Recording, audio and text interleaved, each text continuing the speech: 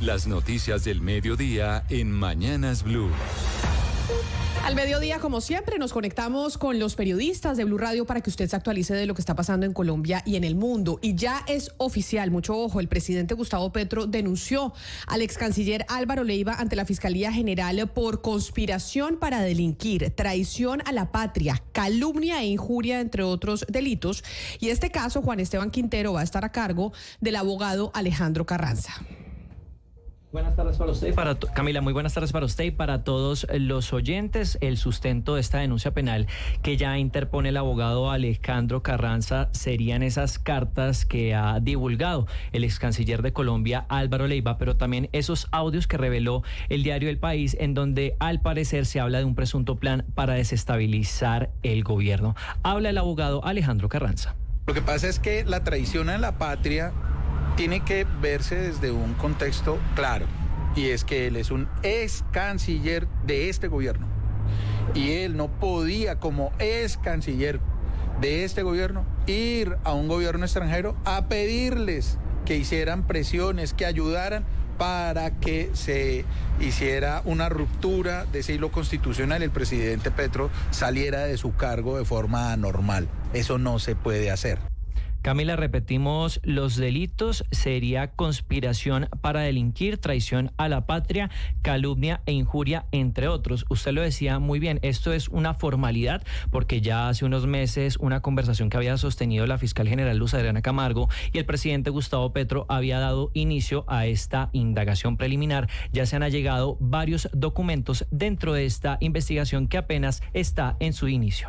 Pues estaremos muy pendientes del desarrollo de ese proceso, Juan Esteban, y a propósito del presidente Gustavo Petro, estamos también muy pendientes porque hasta ahora está sosteniendo una conversación con su canciller Laura Sarabia en España. Recordemos que están allí todavía en ese viaje oficial y hablaron, entre varios temas, de la decisión de encargar a Alfredo Sa del Pastor como el articulador del futuro de la entrega de pasaportes. A propósito del tema que acá se conversaba más temprano, ya les vamos a ampliar qué pasó, qué se dijo en esa conversación. Y la otra noticia está en el centro de Bogotá porque allí está por iniciar en la Catedral Primada de Colombia la Eucaristía para despedir oficialmente a doña Nidia Quintero. Allí está nuestro compañero Andrés Carmona. Andrés, buenas tardes.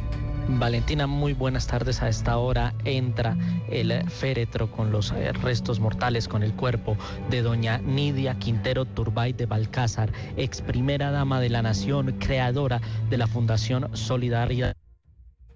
Están viendo las imágenes a través de nuestro canal de YouTube y a través de la plataforma Ditu, cómo ingresa el féretro custodiado por los integrantes del Batallón Guardia Presidencial, presidido por los representantes de la Iglesia Católica, el Cardenal Primado de Colombia, Monseñor Luis José Rueda Aparicio, y también los integrantes de su familia, su hijo Julio César Turbay Quintero.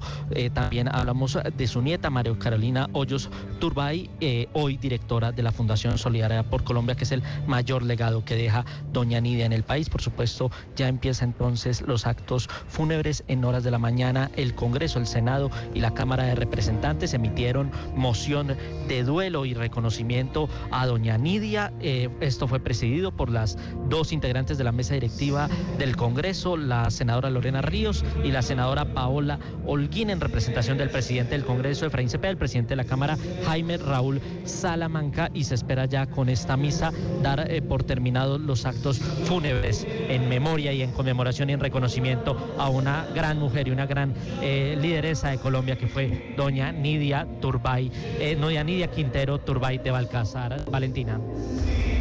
Gracias, Andrés. Ahí veíamos entonces, para quienes están con nosotros a través de nuestro canal de YouTube de Blue Radio en vivo, las imágenes de la Catedral Primada, en donde se lleva a cabo la misa en honor a doña Nidia Quintero Turbay. En otras noticias, la Defensoría del Pueblo está insistiendo en que se tome en cuenta las alertas tempranas que emite esa entidad, porque podrían evitar un desenlace fatal como el de los 8 líderes cristianos que fueron encontrados en una fosa común. Cristian Correa. Camila, mire, uno de los puntos más alarmantes revelados también por la Defensoría del Pueblo tiene que ver con la situación de los pueblos indígenas Nucac y Yu, que enfrentan, según esta entidad, un riesgo alto de extinción física y cultural debido al desplazamiento forzado del que están siendo víctimas y de otras formas de violencia. La Defensora del Pueblo, Iris Marín, advierte que han recibido información sobre casos de violencia sexual sistemática contra mujeres y niñas indígenas de estas comunidades.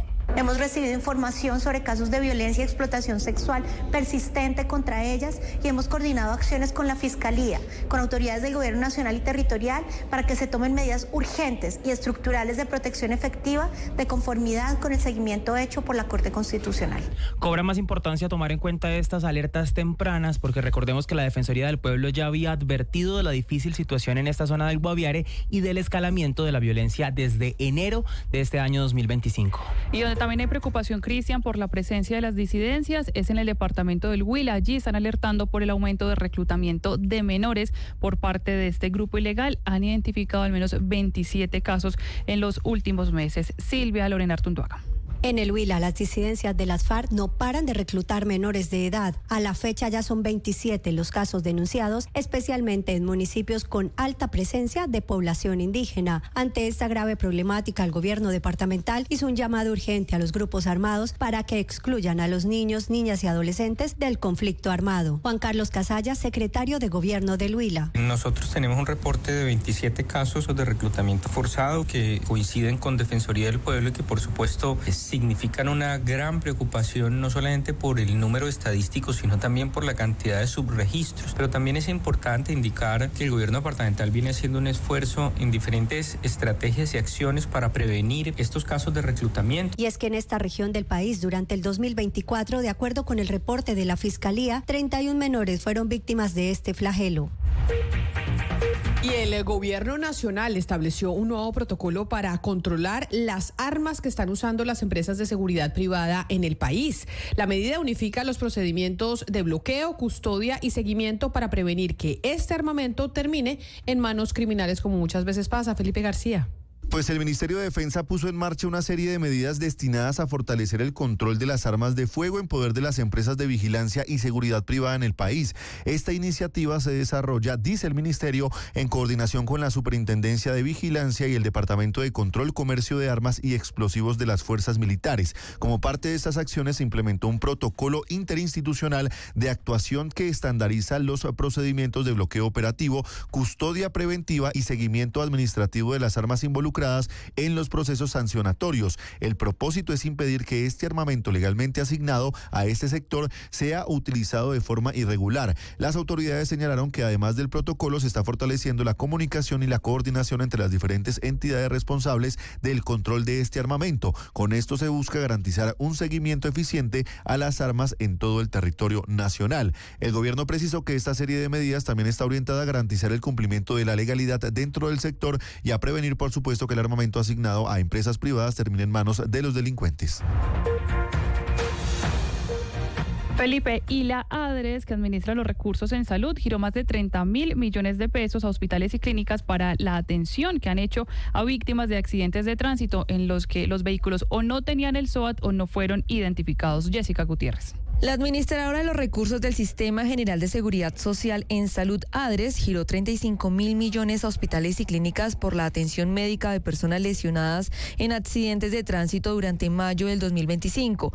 Estos eventos involucraron vehículos sin SOAT o no identificados. Con este último giro, el acumulado de recursos entregados en lo corrido de este año asciende a 210.000 millones de pesos. Esta cifra representa un incremento frente al mismo periodo en el año 2024, cuando se giraron 120.000 millones entre enero y mayo. En relación con las reclamaciones nuevas radicadas ante la ADRES, en mayo se presentaron más de 36.000 solicitudes por un valor total de 86.000 millones de pesos. Por regiones, el Valle del Cauca lideró el número de reclamaciones y monto reclamado. En este departamento se reportaron 12.705 reclamaciones por 17.055 millones de pesos.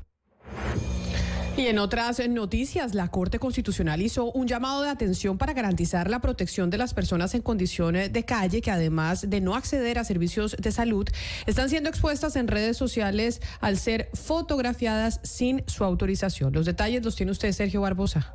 La Corte Constitucional reafirmó recientemente que las personas en condición de habitabilidad en calle son sujetos de especial protección. Así lo determinó el Alto Tribunal al revisar un caso en el que se vulneraron múltiples derechos fundamentales de una mujer que fue diagnosticada con VIH y esquizofrenia, que no había recibido atención médica integral a pesar de las órdenes emitidas por su especialista tratante. Lo más grave de este caso es un segundo componente que estudió la Corte, esto en relación con la divulgación de una fotografía de la mujer habitante de calle en redes sociales. Además de ser fotografía desaparecida, ella fue captada en video mientras se encontraba en situación de vulnerabilidad y con claros signos de desorientación, y aparecía además en ropa interior. La publicación, realizada en noviembre del año pasado, dicen que buscaba inicialmente facilitar su reencuentro con familiares, pero terminó por exponer aspectos íntimos de su vida que a juicio de la Corte comprometieron su dignidad. El fallo lo que ha señalado es que la divulgación de este tipo de imágenes sin consentimiento no pueden justificarse bajo el amparo de la libertad de expresión, y que en ese sentido se ordenó la eliminación definitiva de la publicación tanto en el perfil de Facebook donde fue compartida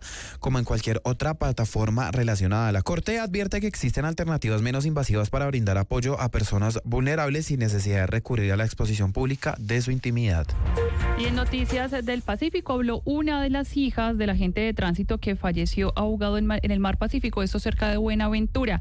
Confirmó que su padre fue arrastrado por las olas cuando intentó rescatarla a ella y a su hermanita. Alejandro Muñoz.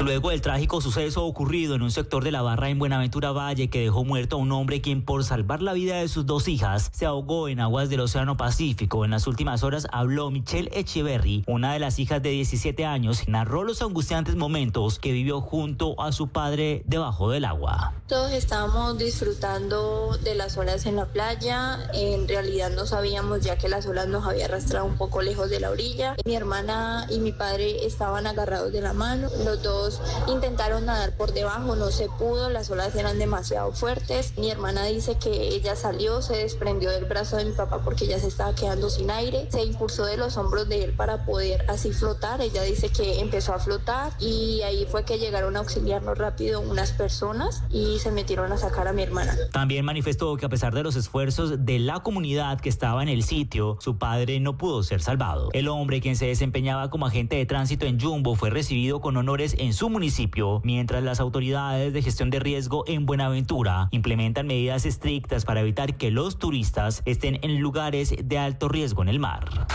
La noticia internacional. En el mundo, tras golpear España, Portugal y Francia con temperaturas extremas, la ola de calor que azota a millones de europeos se desplazó hoy hacia el este del continente. En Alemania, el termómetro marcó los 40 grados Celsius. El calor también llegó a Bélgica, donde se superaron los 35 grados. En Francia, los termómetros superaron los 40 grados en el sur, y en París se activó por primera vez la alerta roja en 5 años. La temperatura sigue elevada en España, aunque en algunos puntos podrían comenzar las lluvias y tormentas esta noche, especialmente en el norte y noreste del país, y ya son 4 el número de muertes relacionadas con el calor en España en los últimos 10 días. Según los científicos, los fenómenos meteorológicos extremos, como las olas de calor y las tormentas, son cada vez más intensos debido al cambio climático, y se espera un duro verano hasta finales de agosto e incluso septiembre. La noticia deportiva. La noticia deportiva llega desde Londres porque Carlos Alcaraz se impuso a Oliver Tarbet y se clasificó a la siguiente ronda de Wimbledon. El tenista español no tuvo mayores inconvenientes con el británico, al que venció en sets corridos 6-1, 6-4 y 6-4 en 2 horas y 16 minutos de partido, alcanzando así su triunfo consecutivo número 20. Ahora el número 2 del mundo, que defiende la corona, espera en la tercera ronda por su siguiente rival, que saldrá del duelo entre Aliassime y Struff, compromiso a disputarse a partir de las 12:30 de la tarde. Las principales tendencias en redes sociales. A esta hora es tendencia en redes sociales Vicente Fernández, porque fue el ganador de la temporada 2025 de Yo Me Llamo. Aunque los imitadores Luis Alfonso, Paquita la del Barrio y Gloria Estefan también se lucieron en la gran final, fue el Charro quien conquistó el corazón de los colombianos y se llevó los 500 millones de pesos. Pero con ese final también es tendencia el arranque del desafío del siglo XXI. Este miércoles 2 de julio, desde las 8 de la noche, una nueva edición que promete estar llena de emociones, pruebas extremas y muchas otras sorpresas. Una de las grandes novedades de este año es que, además de verlo por el canal Caracol, como siempre, también se podrá seguir por la aplicación de YouTube. Los televidentes podrán acceder a contenido exclusivo después de cada capítulo, transmisiones en vivo desde el Rincón de los Castigos, el Cubo, donde llegarán los eliminados, y muchos momentos que no se podrán ver en pantalla. Esta y más tendencias en bluradio.com.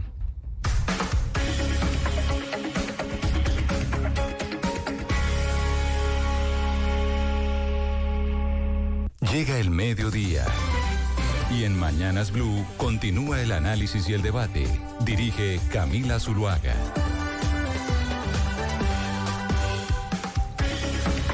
Son las las 12 del día, 18 minutos, y les damos la bienvenida a quienes estaban en sus noticias locales en Medellín, Cali, Barranquilla, Bucaramanga. Gracias por seguir conectados con nosotros hoy aquí en la emisión central de Mañanas Blue, a través de nuestro canal de YouTube de Blue Radio en vivo, a través de Ditu y de todas las frecuencias de Blue Radio alrededor del país. Hoy hemos hablado mucho de la Cancillería, hemos hablado mucho también de religión, pues religión entre otras porque el pastor Sade, que no es pastor, pero así se le conoce, pues es el que va a estar a cargo de los pasaportes o de la articulación de los pasaportes, y nos informaba entonces que en unas horas, no sabemos cuántas horas, se iba a firmar el contrato entre la Imprenta Nacional y el gobierno de Portugal para la realización de esos documentos.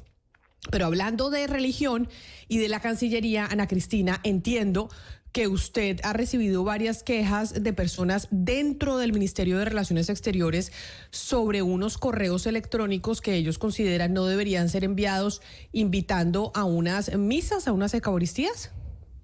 Mire, Camila, le cuento, de la Cancillería, funcionarios de la Cancillería me contactaron para contarme que hay varias personas que están muy, digamos, descontentas. ¿Por qué? El descontento viene de una serie de correos que se están recibiendo una vez a la semana.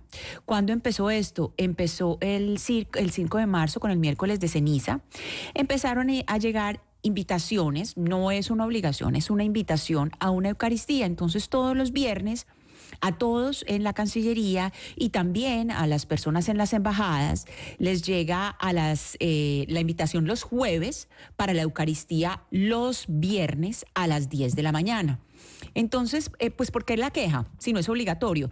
Porque dicen, primero, pues estamos en un país que es regido bajo una constitución que es no confesional. ¿Cierto? Hay libertad religiosa, pero es no confesional. Segundo, hay personas pues que son de otras religiones y dicen, bueno, ¿y por qué no hay rito o no hay una misa o un servicio de la religión mía?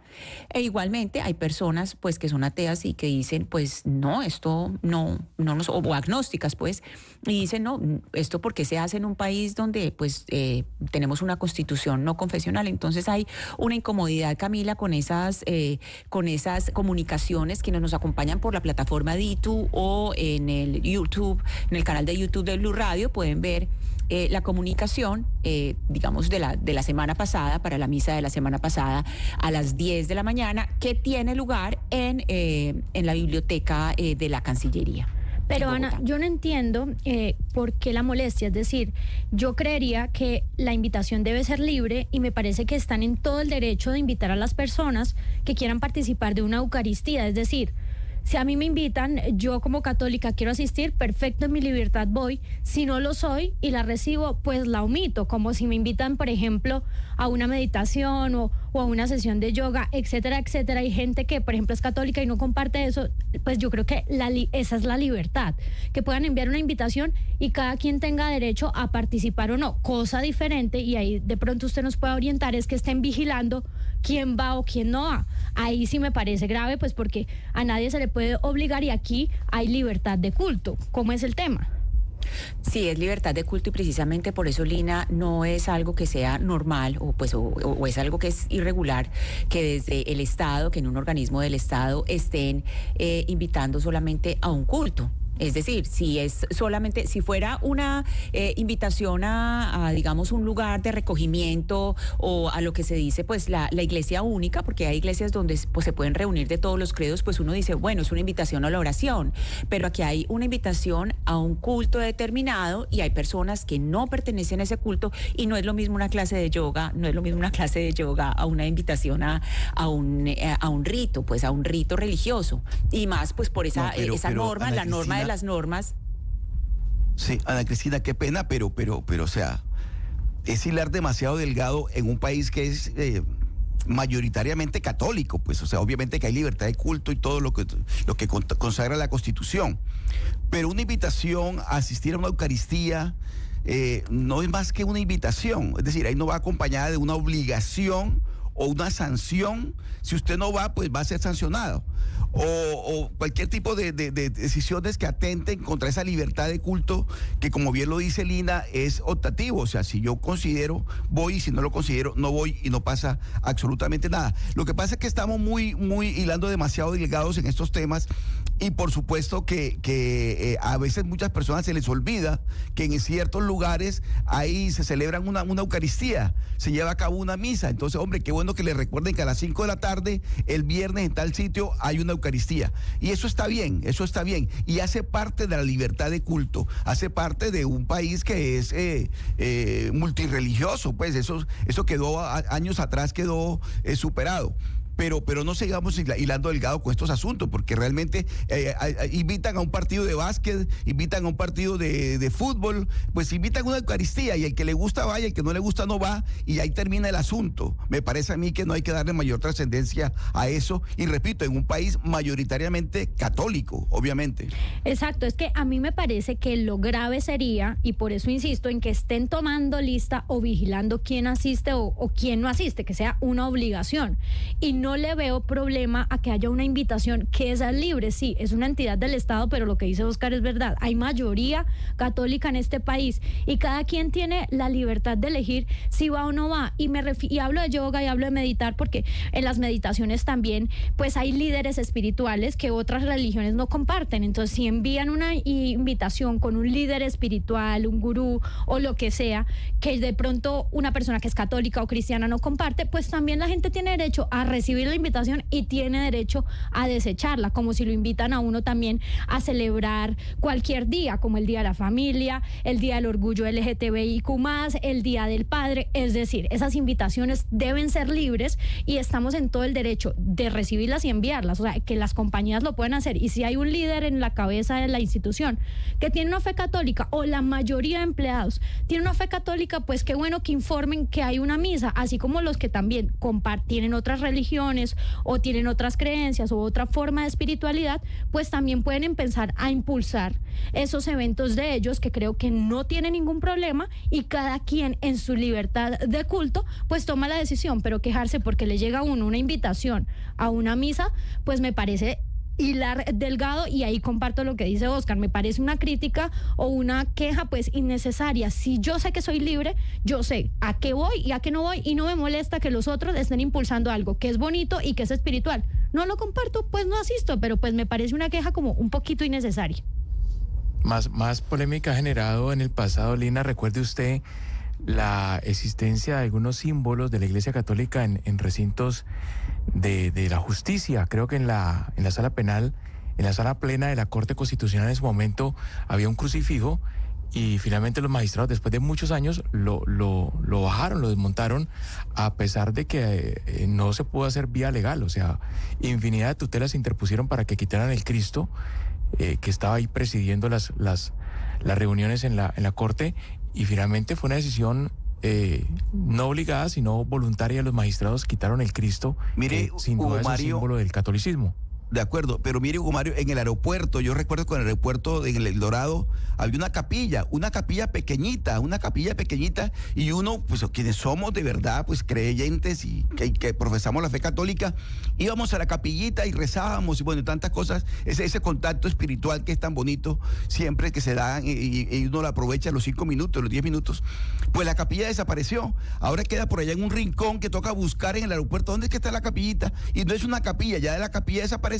Es un rinconcito y uno va allá y hace pues su oración y medita. Y qué bueno que haya para otras religiones, no solamente para la católica, que las otras religiones lo puedan hacer. Decirle a un operador que tiene que poner una misa, pues si la pone magnífico, y si no también, porque es que el operador del Dorado es privado. Entonces, pues que ponga lo que quiera poner, digo yo. Pero regresando a las instituciones del Estado, por ejemplo, el Congreso de la República tiene una capilla donde hay misas, y estoy segura que a través del correo electrónico invitarán a muchas personas. Y no sé si ustedes recuerdan, Sebastián, la entrevista que hicimos con este líder espiritual, con Gurudev, que nos decía que él le parecería chévere también que en el Congreso tengan una sala donde los congresistas, pues que les parece importante practicar la meditación, puedan ir a hacerlo. Y yo estoy de acuerdo con eso. Si tenemos una capilla, pues que haya una misa católica, y quienes quieran van, y quienes quieren reciben la invitación, y quienes quieren la ignoran. Y si queremos también tener una sala donde queremos meditar para los que no creen en la Iglesia Católica o tienen otras formas de espiritualidad, pues que la tengan y que llegue la invitación. O sea, es decir, me parece hasta chévere que empecemos a ampliar más opciones espirituales, incluso en instituciones del Estado y también en las empresas, en lo corporativo. A mí me parece que eso es un hit, esa propuesta que hacía Gurudev sobre la posibilidad de tener una sala en el Congreso de la República, por ejemplo, para que los congresistas vayan, mediten, le bajen a los ánimos. Es que lo que va en el interior importa, ya sea que uno lo haga desde la Iglesia Católica, desde una meditación, desde el yoga o desde lo que usted crea que espiritualmente le hace bien. Eso no, uno no tiene por qué juzgar al otro porque invita o porque va o porque no va. Precisamente usted me da la razón con lo que le está diciendo, Lina, porque es que es precisamente dar la oportunidad a que no sea una sola religión, sino que sea una invitación plural. Y aquí lo que se está hablando es una sola religión. Entonces, así como se invita a un rito católico, quienes quieren ir van, pero entonces mañana que lo hagan también con otros ritos, con otras religiones, porque no todas las personas que trabajan en la Cancillería, porque hay que tener en cuenta que esto se pasa la invitación a todas las embajadas. Las personas que están en embajadas, pues que vayan que tengan otro tipo de ritos y tengan otro contacto con otras formas de... Es lo mismo que ocurre con otras formas de ver el mundo y otras miradas de la espiritualidad distintas. Es decir, usted dice ahora, por ejemplo, con el yoga. El yoga ya mirado como una práctica de meditación, como una práctica espiritual, que pues para muchas personas que practicamos yoga efectivamente es una práctica espiritual, para otros es una práctica física.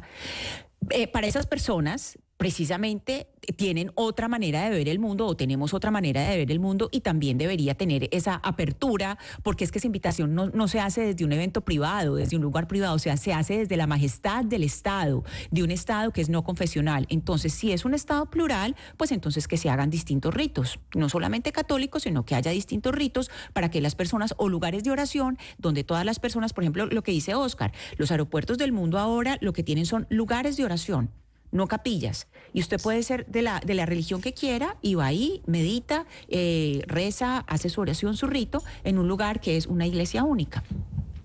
Pero mire, entiendo que la molestia de los funcionarios de Cancillería es porque esto antes no se hacía y ahora sí se hace. Nos respondieron algo de Cancillería de por qué se está haciendo, porque además la molestia, entiendo, también es porque somos un Estado laico. Pero pues entiendo todos los puntos de vista. ¿Por qué se está haciendo ahora o cuál es la razón? ¿Sabemos, Lina o Ana Cristina? Sí, Camila, tengo pendiente esa respuesta, pero lo que sí sé es que no es la primera vez que se hace. Se han hecho estas invitaciones, incluso en la Presidencia de la República desde hace años, también se hacen invitaciones a los funcionarios. Entonces, si estamos hablando del aparato estatal, no es la primera vez que se hace. Es decir, no es que antes no se hiciera o era así, sobre todo que por los años este país ha sido realmente católico y, como Oscar lo decía, en su mayoría. Entonces, no es que sea la primera vez. Estoy pendiente igual de la respuesta oficial de la Cancillería, pero le amplío y le adelanto que en otras instituciones del Estado, incluida la Presidencia de la República, esto se hace de manera constante y hace años. Me dice un oyente en el 301-764-4108, nuestra línea de WhatsApp, Hugo Mario, que el Cristo en las Cortes está ahí, que los magistrados de la época consideraron que la imagen del Cristo, no, pero mire, que los magistrados de la época consideraron que el Cristo no violaba el principio de neutralidad en materia religiosa que debe tener el Estado. Y además dijeron los magistrados de ese momento que con tanta cosa importante que discutir, que nos vamos a poner a perder el tiempo si dejamos un Cristo o no dejamos un Cristo en la sala. Ah, bueno, no, yo tenía la información de que lo habían bajado, pero si está allí, bueno, no ha habido ningún tipo de acción legal que obligue a que se retire el Cristo de la sala plena. Pero también me recuerdan, Camila, que está en el escudo de la policía como una especie de eslogan, de frase, la frase Dios y patria, ¿sí? Y muchas personas han intentado de que la Policía Nacional pues incluso los generales de la República, los oficiales, todos saludan Dios y patria. Y sí, pero dicen que como es un Estado laico, pues que no lo pronuncien. Claro, yo no estoy de acuerdo, Oscar. Me parece que los policías, si quieren saludar con la frase previa Dios y patria, lo pueden hacer libremente. Si es que son creyentes, no hay ningún inconveniente, y quien no lo quiera hacer también debe ser respetado. Sí, Hugo Mario, pero sí se demandó en su momento el crucifijo en las salas de justicia, digamos, en los tribunales y demás, y en los juzgados. Se demandó, y además, pues obviamente que obviamente no prosperó, Y ahí sigue el crucifijo, pero hace parte también de ese Estado laico, tiene espacio para todas las religiones, incluyendo, por supuesto, la religión católica. Es que yo no veo por qué ese estadio, el pensar en el Estado laico es el Estado confesional, que única y exclusivamente tiene que ser la religión católica. No, o sea, hay espacio para todas las religiones, y con la Constitución del 91, por supuesto que Colombia se avanzó en ese sentido. A mí el tema del Melo de la Cruz sí me parece pues muy marginal y son detalles, pero yo sí creo que si ya de manera muy estructural y sistemática se favorezca una religión, eso sí no, y de poner en todos los juzgados, en los colegios de Colombia, una cruz, eso sí es favorecer una religión en desmedro de las demás, eso sí, yo me parece totalmente inaceptable, igual lo de la policía. Un mail, otro mail para mí sobra, y esa discusión sí es muy chiquita, incluso es una discusión micro dentro de una entidad y como el director tal, pero que a estas alturas, con todo el agua que ha corrido en el siglo XX-XXI, pensemos que toca pues favorecer a la Iglesia Católica regando sus principios en los colegios, en los juzgados de Colombia, me parece espantoso. Yo no creo eso, Sebastián, pero... La ley, Lina, es decir, Colombia es un Estado laico y es eso. Por ejemplo, hay colegios judíos privados, usted quiere que su hijo crezca en un colegio judío, métalo ahí. Hay otros colegios privados, católicos privados, pero los colegios públicos, me parece que esa discusión se salva. ¿Pero en qué se está favoreciendo a la Iglesia Católica con el crucifijo? No, porque se está favoreciendo. Porque nos llenamos porque precisamente la idea de un Estado laico es que no se favorezca ninguna creencia sobre otra. Pero por eso le pregunto, ¿por qué se está favoreciendo? No porque entiendo usted por qué está poniendo la Iglesia Católica se está favoreciendo. Y la simbología católica en los colegios públicos de Colombia. ¿Por qué, por ejemplo, no ponemos, no sé, a Ra o a Zeus? ¿Por qué no? Pues porque la persona que cree en alguno de esos no lo trajo a la oficina. Yo lo que creo es que aquí de todos los colegios de Colombia. Pues es que hay que tener en cuenta que es que la religión católica viene por años en este país, pero miles de años, claro, Sebastián, pero miles de años atrás este país ha sido católico en su mayoría y hemos ido creciendo. Una democracia liberal hace eso. Claro, pero yo no creo que sea que favorezcamos o no favorezcamos, sino que el católico viene con su cruz y la pone, y el otro que debería traer la suya, pues debería traer y ponerla. O sea, yo lo que esconder el crucifijo. Igualito que con lo que dicen a Cristina. Mire, yo aquí lo que creo es, si yo quiero que mi religión, que no es católica o que no es la otra, o si yo no practico ninguna religión, pues busco la forma de impulsar eso dentro de donde esté. No me y va a ser respetado. Exacto. Que no lo impongan. Pero por ejemplo, es que en la Cancillería yo digo, si mandan un correo, quienes no quieren que les envíen el correo, pues que ellos también vengan y promuevan lo que ellos quieren. Es decir, cada quien tiene derecho a tener su espiritualidad. Yo, por ejemplo, a veces voy a la iglesia cristiana, a veces voy a la iglesia católica, practico yoga, medito, hago muchas cosas. Pero sin la fuerza del Estado imponiéndoselo a los demás. Pero es que yo no creo que sea tan así. Yo creo que eso viene más del individuo que viene y promueve su cosa, que cada quien debería. Si usted pone la cruz católica y en el uniforme de la policía, gastando miles de millones de pesos, una creencia sobre otras, lo está imponiendo con la fuerza del Estado. Eso es coactivo, eso no es tolerancia. Pues ahí entonces tendríamos que hacer una reestructuración legal. ¿Cómo debería cambiar eso? Hay algo adicional para decir, Lina, y es que hace miles de años Colombia no es católica. Colombia es católica desde que vinieron a evangelizarla hace 500 años. Eso es lo que lleva católica, y que fue algo impuesto a la brava, y corrió sangre para imponerlo. Entonces, aquí no solamente estamos hablando de libertad de culto, sino de lo que puede significar para algunas personas una religión que fue impuesta a la brava. ¿Cierto? Y a la brava sabemos lo que pasó y cómo llegó la conquista. Ya pues no nos vamos a poner a reconsiderar toda la historia, pero entonces ahí es donde empezamos a mirar hacia atrás y cómo la gente mira la historia, cómo mira la religión a través de la historia, y por eso la gente desde la majestad del Estado se debe demostrar que hay pluralidad, que hay otras formas de ver la historia y que no es una única forma. Entonces sí, está muy bien, si quiere hacer su rito católico, hágala, pero mañana debe tener oportunidad de hacer otras formas, de tener otras formas de adoración, de mirar a Dios o de tener un contacto con la espiritualidad, pero no una única forma en un país no confesional y que tiene una historia muy dura con la Iglesia Católica, porque así como hay misioneros que han hecho muchísimo por el país y que los admiramos y que honramos su vida, hay otras formas en que llegó la religión católica que fue a pura sangre. Bueno, pues a ver qué responde la Cancillería de por qué razón empezaron a hacer esas invitaciones si antes no las estaban haciendo. Yo no le veo nada de malo a que a uno lo inviten a una misa Si uno quiere ir, pues va, si uno, pues no va, pero entiendo la discusión que están teniendo. Estamos pendientes, Lina, de qué nos dice Cancillería, de por qué, porque es la queja que recibe Ana Cristina de algunos de los funcionarios. Pero es que tengo a la senadora Paola Holguín en la línea, y tengo a la senadora Paola Holguín en la línea porque entiendo que la senadora del Centro Democrático denunció ante la Corte Suprema de Justicia a la también senadora Isabel Zuleta por su participación en el evento que generó tanta controversia el pasado 21 de julio en la plazoleta del Centro Administrativo La Alpujarra. Además, porque la senadora Isabel Zuleta del Pacto Histórico pues está jugando un rol importante con las negociaciones o esa mesa de diálogo que hay con los líderes de las bandas criminales en el Valle de Aburrá. Por eso, senadora Paola Holguín, gracias por estar con nosotros y bienvenida a Mañanas Blue. Muy buenos días, doctora María Camila. Un saludo para usted, para todo el equipo de Blue y los oyentes a esta hora.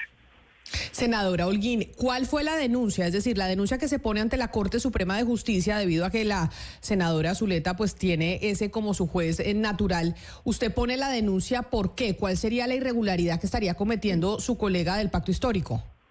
Sí, aquí la denuncia no es porque ella haya estado en el evento. Ella es libre de estar en los eventos que quiera. Aquí la denuncia fue por abuso de función pública, que es el artículo 428 del Código Penal, porque según la resolución 5208, que permitió la salida de los 9 bandidos de las estructuras criminales de Medellín a ese evento, quien hizo la solicitud al INPEC fue ella. Ya pidió que ellos fueran trasladados, y en eso yo quiero ser clara, ni como senadora de la República, ni como coordinador de la mesa o del espacio de conversación sociojurídico con las estructuras criminales de Medellín y el Valle de Aburrá, ella está autorizada para pedirle al INPEC ese traslado. Esos traslados se tienen que pedir al juez de ejecución de pena, porque Douglas, Tom, El Saya, El Indio, todos estos criminales están ya condenados. Están condenados en un centro de reclusión de alta y mediana seguridad, que es la cárcel de Itagüí, y por lo tanto a ella nada la faculta a pedirle al INPEC que traslade a estas personas. Entonces, por eso yo procedí a instaurar la denuncia por abuso de función pública ante la Corte, pero además a denunciar por prevaricato, por acción al teniente coronel Rolando Antonio Ramírez, porque a él como director encargado del INPEC también le cabe culpa sobre estos hechos. Senador Holguín, esa denuncia suya es muy parecida a la del concejal Andrés Tobón, que también presentó la denuncia penal ante la Corte Suprema por abuso en la función pública, y también pues detallando lo que usted nos está diciendo. Pero mire, la senadora Zuleta dio una respuesta a unas palabras del alcalde Federico Gutiérrez, que él dijo que hubo amenazas. Escuchemos la respuesta de Zuleta frente a lo que dijo el alcalde Gutiérrez antes de yo hacerle la pregunta. Cuando se recibe una amenaza hay que denunciarla. Esto no es simplemente un asunto de decir a medios de comunicación, esto es un asunto muy serio, es muy delicado. El señor alcalde de Medellín salió a medios a decir que había una amenaza. Revisando el discurso no la encontramos. Dijo además que personas de esta delegación le habían transmitido esa amenaza. Yo le solicito como coordinadora del espacio de diálogo sociojurídico que realice las denuncias penales pertinentes, porque si no lo hace, lo que está haciendo Senador Holguín, sobre esas denuncias de las que ha mencionado el alcalde Federico Gutiérrez, ¿usted tiene conocimiento de esas amenazas?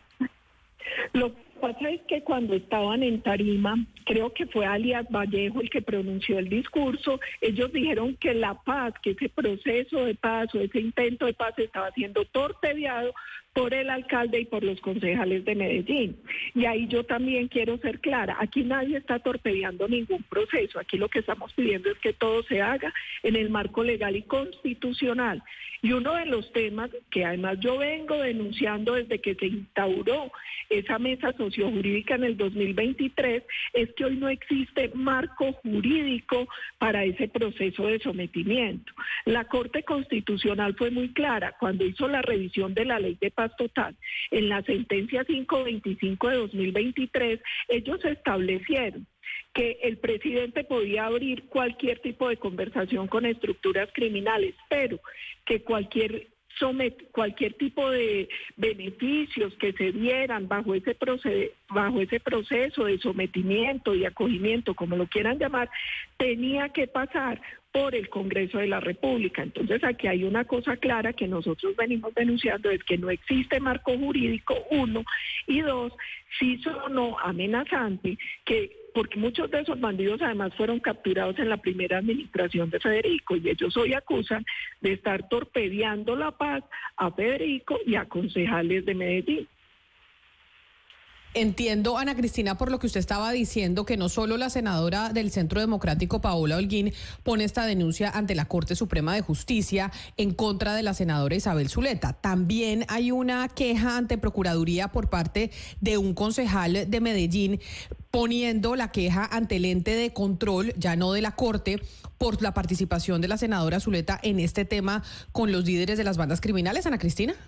Mire, es que además de la acción, Camila, de la senadora Holguín, también está, pues, por una parte está el concejal Alejandro de Bedú, que le pidió a la Procuraduría que investigara a Zuleta por extralimitación en sus funciones. Eso por una parte. Por otra parte, también un ciudadano, Diego Cano, por iniciativa ciudadana, una iniciativa ciudadana, también denunció a Isabel Cristina Zuleta ante la Corte Suprema de Justicia por obstrucción a la justicia y tráfico de influencias. Y finalmente, el señor Andrés Tobón, que fue funcionario de Federico Gutiérrez y que ahora es concejal de Medellín del Movimiento Creemos, también presentó denuncia penal ante la Corte Suprema de Justicia. Y el caso, Camila, solamente para recordarles a los oyentes de qué se trata. El caso es que el 9 de julio fue detenido un señor que se llama Juan Pablo Taborda Zamora, alias Jordi. Esa captura con otros presuntos delincuentes se detuvo. ¿Por qué? Porque Isabel Zuleta, de acuerdo con lo que ha dicho el alcalde Federico Gutiérrez, intercedió ante la policía para evitar esa captura. Entonces, lo que dice la senadora Zuleta es que estas personas, que si este señor era capturado, pues se dinamitaba todo el proceso de la cárcel de Itagüí. Y un juez de control de garantías, pues después dejó en libertad a este señor. Entonces, de ahí todo el proceso del que estamos hablando, no solamente lo que pasó el 21, sino lo que está relacionado con la captura de este señor Juan Pablo Taborda Zamora, alias Jordi.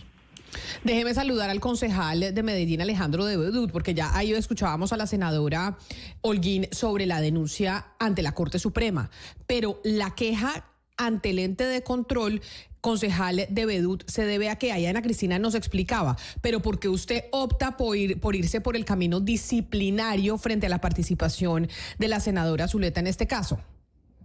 Camila, muy buenos días para ti, para Ana Cristina. Miren, yo me remito a lo jurídico y a lo técnico. Ya lo que pasó el 21, todos hemos dado nuestra opinión, pero aquí viene lo jurídico y lo técnico. La resolución 138 del año 2023, que es la que crea ese espacio de conversación socio-jurídico con estas bandas criminales, resolución emitida por el presidente, es muy clara. Es muy clara porque es lo único que hay, no hay un marco jurídico, hay una resolución. Y esa resolución dice que ese espacio de conversación socio-jurídico con estas bandas criminales solo se surtirán en las instalaciones de la cárcel penitenciaria de La Paz en Itagüí. Es decir, que si el presidente se quería reunir con ellos, debió haber ido a hacer el evento allá en la cárcel de Itagüí, no traerlos a ellos. Entonces ahí hay una extralimitación por parte ¿de quién? De la senadora Isabel Zuleta, que de hecho no entiendo por qué se autoproclama la coordinadora de estas conversaciones, porque en esa misma resolución, Camila, nos dice cuál es el rol que tiene cada una de estas personas en esta mesa. Hay un coordinador de los representantes del gobierno que se llama Jorge Iván Mejía, él es el coordinador, y hay unos representantes del gobierno nacional donde se menciona a Isabel Zuleta, la senadora, es decir, ella no es la coordinadora de estas conversaciones. Entonces aquí vemos una clara extralimitación de sus funciones y por eso he optado de una queja disciplinaria posible injerencia irregular también en las decisiones administrativas del INPEC, puesto que ella fue la que le solicitó al INPEC para que sacara otra resolución para trasladar a estos personajes a un lugar público, y también se cometieron otros errores. Miren, en esta resolución se autoriza, de llegar a ser jurídicamente viable este acto administrativo, se autoriza la salida de 9 personas condenadas de las bandas criminales, y aparece en tarima un 10º personaje que se llama Elder Zapata, alias Grande Pan, que ni siquiera tenía autorización y estaba recluido y está recluido en esta cárcel de máxima seguridad. O sea que aquí hubo una cantidad de vicios jurídicos, Concejal, técnicos, para lograr llevar a cabo este evento que es de toda desproporción, y por eso se están dando estas repercusiones jurídicas contra concejal de Bedú. Concejal de Bedú, su queja a Procuraduría es solamente contra la senadora Isabel Zuleta, porque es que lo que usted nos está diciendo tiene irregularidades pues de otra serie de funcionarios, porque pues la senadora Zuleta no puede ir sola a abrir una cárcel, ni puede transportarlos, ni puede hacer todo lo que usted nos está diciendo. Ahí hay una una cadena de personas que están comprometidas. ¿Cuál es el rango de la denuncia que usted, de la queja que usted ha puesto ante Procuraduría? Claro, la denuncia es porque la intención nace de la senadora. Quien oficia al INPEC para que haga la resolución es la senadora Zuleta. Si ella no hubiera solicitado esta resolución para sacar a estas personas privadas de la libertad para este evento, pues efectivamente nadie los iba a ir a sacar de allá. Entonces, por eso es que veo una extralimitación. Ella, como servidora pública, que no tenía la facultad, no tiene ese marco jurídico para solicitar... Pero concejal, pero ahí, perdóneme, lo interrumpo, ¿no sería el INPEC el que le debería responder eso a la senadora? Porque la senadora puede decir misa. El INPEC, ¿por qué le va a hacer caso? Si no tiene la facultad o porque no la autorizaron desde el gobierno nacional para hacer eso. Aquí no estaríamos frente a una irregularidad realmente del INPEC, porque yo puedo mandar una carta al INPEC, pero pues es culpa del INPEC si me hace caso o no me hace caso. Sí, pero sabemos cuáles son los intereses políticos que también están moviendo a la senadora, y obviamente pues quién sabe qué serie de presiones pudo haber presuntamente recibido el funcionario del INPEC para hacer esta resolución. Entonces yo parto desde la intención de la senadora, que no tenía esa facultad para solicitarle al INPEC de inducirlo en el error o llevarlo al error a este funcionario del INPEC, a sabiendas que esto era un acto pues que estaba viciado de alguno de los elementos que les acabo de mencionar. Y lo que yo le estoy solicitando a la Procuraduría es que abra la investigación y que podamos llegar a todos estos responsables de lo que se dio el 21 de junio acá en Medellín, porque lo que se busca es también pues que ella, como funcionaria pública, servidora pública, referente política y demás, pues tenga una sanción, bien sea una destitución, una suspensión, una inhabilidad frente a los actos que ella cometió. Pues es el concejal de Medellín, Alejandro de Bedut. Concejal de Bedut, gracias por estar con nosotros, explicándonos esta denuncia. Esta es una queja disciplinaria ante la Procuraduría. Gracias por estar aquí. Y también quiero agradecerle a la senadora Paola Holguín sobre la explicación que, mejor dicho, a mí me cuesta todavía trabajo. Es la misma persona, pero no necesariamente por lo mismo que vemos las dos quejas. Una penal y otra disciplinaria, ¿cierto, senadora? Son parecidos, sí, pero no lo mismo.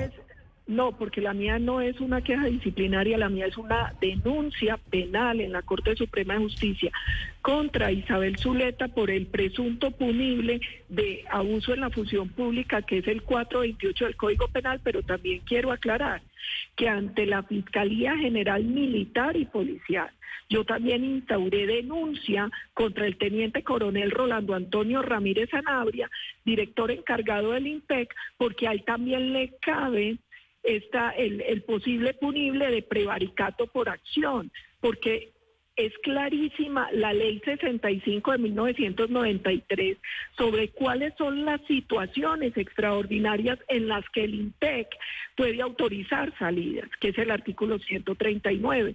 Y aquí él no lo podía hacer. Recordemos que siendo personas que estaban condenadas y privadas de la libertad, es el juez de ejecución de penas quien tiene que tener conocimiento y autorizar este tipo de traslado. En este caso, de manera ilegal, lo solicita una senadora que dice que es coordinadora de mesa, que no es cierto, eso no aparece jurídicamente en ninguna resolución. Ella sí aparece como representante del gobierno, pero además quien procede a hacerlo es el INPEC, que tampoco podía hacerlo legalmente. Es la senadora Paola Holguín. Senadora Holguín, mil gracias por estar con nosotros y por explicarnos entonces estas denuncias que hay, que usted dice, en contra de la senadora y también del funcionario del INPEC que accede a la petición de la senadora, que era lo que yo le decía al concejal. Gracias por haber estado aquí con nosotros. Muchas gracias a ustedes y un abrazo al concejal. Y Ana Cristina, entonces la respuesta que tenemos por ahora de la senadora Isabel Zuleta, que yo sé que es renuente a hablar en los medios de comunicación y particularmente aquí en Blue, es esa que dio en esa rueda de prensa frente al alcalde de Medellín, Federico Gutiérrez. Aquí todos de su tierrita, ¿no? Todos de Medellín discutiendo sobre este tema. Sí, todo está alrededor de esa, porque es que eso es un laboratorio de paz. La Paz Total fue un laboratorio y que precisamente por la falta de planeación es por lo que estamos viendo todo esto. Y lo que pasó el 21 de junio, Camila, de verdad que es una cosa, porque inclusive tengo el testimonio de personas que estaban en la misma tarima y que no sabía que iban a venir estas otras personas. O sea, las invitaron a subirse a la tarima, estaban en la tarima y no sabían que estas personas de la cárcel de Itagüí iban a venir. Entonces es una cosa, Camila, que uno de verdad que no entiende, además de lo que nos estaba diciendo, por ejemplo, el señor de Bedut, la serie de irregularidades con personas que salieron de la cárcel sin haber tenido los permisos pertinentes, porque no es suficiente con decir que el presidente diga voy a estar ahí y ellos van a venir, sino que tiene que haber una serie de autorizaciones y de permisos y hacerlo todo bajo un marco de legalidad. Este evento de la Alpujarra, Camila, Ana Cristina, obviamente que tiene que tener responsables. Y en este caso, tanto la doctora Zuleta, la senadora Zuleta, como el director del INPEC también tiene que responder por lo que pasó en la Alpujarra. Pero es que me llamó la atención algo que dijo el concejal de Bedut, que había había otro personaje, no solamente los 9 cabecillas de las bandas del Valle de la Aburrá, sino que había otro personaje allí que no estaba en el listado de nadie. Ese personaje estaba en la tarima. Bueno, ya habíamos hablado en alguna oportunidad del exalcalde Quintero, que también dicen ahí que llegó, que no se sabe cómo, porque dijo el señor Carrillo en una oportunidad, en entrevista con nosotros, que seguramente echó codo. Yo no creo que haya echado codo, pero también estaba en la tarima de la Alpujarra. Este personaje del que hablaba el señor Bedut, el concejal Bedut, ¿quién es ese personaje que no hace parte de los 9, sino otro? Creo que el tema es muy delicado y debe llevarse hasta las últimas consecuencias, porque la gravedad de lo que está ocurriendo es tremenda, Camila. Sí, es que muchas preguntas dejó ese evento en la Alpujarra y bueno, ahora también quejas disciplinarias y denuncias ante la Corte Suprema. Pero mire, Sebastián, hablando de quejas de otro tipo, pero que nos vamos para otra zona del territorio colombiano, vi que usted puso una queja sobre el aeropuerto de Santa Marta. Me dijo que usted estuvo en el puente en Santa Marta y entonces que tenía mucho calor en el aeropuerto. No tanto abogo por los usuarios que uno pasa ahí 1 o 2 horas en aeropuertos, sino sobre todo por los trabajadores. Y Camila, es que me acordé de una denuncia que hicimos acá sobre el mismo tema, calcado, pero recordemos un pedacito de esa entrevista que le hicimos en junio del 2023 a Nelson Rodríguez. ¿Quién es él? Es el gerente de Aeropuertos de Oriente, que es el operador del aeropuerto Simón Bolívar de Santa Marta, que también opera varios aeropuertos del país, y ese día le decíamos lo siguiente.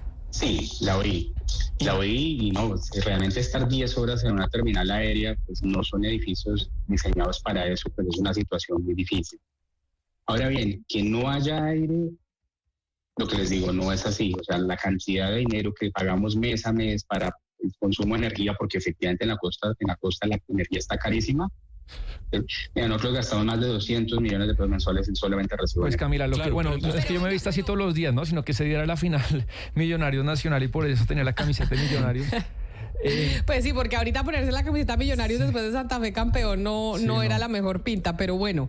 Pero entonces es que sigue pasando lo mismo en el aeropuerto, entonces, es decir... Claro, yo repasé esa entrevista, puse apenas un pedacito, pero el señor Rodríguez decía, bueno, no, es que usted vino en temporada altísima y la sensación térmica, decía, no, es que le vamos a polarizar los vidrios. Bueno, mi vuelo se demoró mucho y yo me estaba evaporando igual que todos los asistentes que estaban ahí tengo por ahí una foto en la que la gente no cabía en las sillas y fui pasando, Camila, por los trabajadores de Avianca, los de OMA, los de Juan Valdez, los de JetSmart, y todas las trabajadoras y trabajadoras me decían lo mismo: acá el calor es insoportable, nunca ponen aire, y las quejas con el operador han sido constantes y nunca... Pero el operador, perdóneme que lo interrumpa, el operador yo vi que respondió a través de un comunicado a eso que usted dijo en Twitter, diciendo que el aire no estaba dañado. Entonces, ¿es que no lo prenden para no gastar plata o qué? Yo creo que es eso. Respondieron dos personas, Camila, el operador y la ANI, que es el que tiene que vigilar. El operador lo que dice es que lo que ocasionó la molestia de algunos usuarios como yo ese día es que colapsó totalmente la operación porque había demasiados vuelos, se retrasaron muchos vuelos, Camila, desde Bogotá por lo que pasó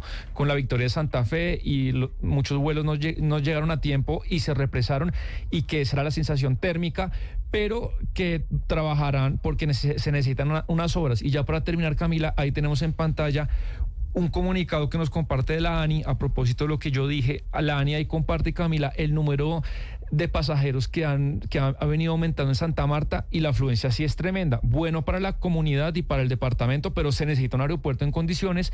El año pasado 3.7 millones de pasajeros, un aumento más del 60% respecto al 2023. Y lo que anuncian, dicen ahí, es que se le va a hacer una adición al contrato de concesión por 75 mil millones, Camila, ¿con qué se va a usar eso? Y atención los amarios que nos están oyendo, dice la ANI que en el último trimestre de ese año inician las obras de 2 años para refrigeración, el tema de la terminal y muchos otros. Espero que sea así, Camila, porque realmente, más que los usuarios que se derriten del calor porque no hay aire, es lo que le digo, una trabajadora de Avianca que tiene que estar ahí 7 horas en ese calor, de verdad es inhumano. No, pero además, sobre todo porque si está aumentando el turismo a Santa Marta, que claro que es una de las joyas de Colombia, pues tenemos que tener un aeropuerto que tenga pues aire acondicionado y que la gente no cuando vaya al aeropuerto se vaya a cocinar. Pues nosotros hemos llegado así al final de esta emisión, y hoy, para despedirme, quiero compartirles a ustedes, los oyentes, una noticia muy especial, y es que a partir de hoy me voy a ausentar unos meses porque comienza una nueva aventura, nuevamente ser mamá. Así que me tomo una pausa para la licencia de maternidad, para cuidar a mi bebé y disfrutar pues lo más importante que uno tiene en esta vida, que yo sí creo que es la familia. Estaré fuera de los micrófonos durante unos meses, durante los meses de la licencia de maternidad, pero ustedes se quedan con el equipo maravilloso de Mañanas Blue, que los va a seguir acompañando con todo el compromiso y la pasión de siempre para seguirles informando de lo que pasa en Colombia y en el mundo. A ustedes muchas gracias como siempre por su compañía, por estar aquí con nosotros cada mañana, y por entender que también detrás de muchas mujeres como yo hay la voz de una mamá que hoy hace una pausa laboral. Así que nos volvemos a encontrar en unos meses después de esta licencia, y quédense con nuestros compañeros de Meridiano Blue, que siguen con ustedes para informarles de lo que pasa en Colombia y en el mundo.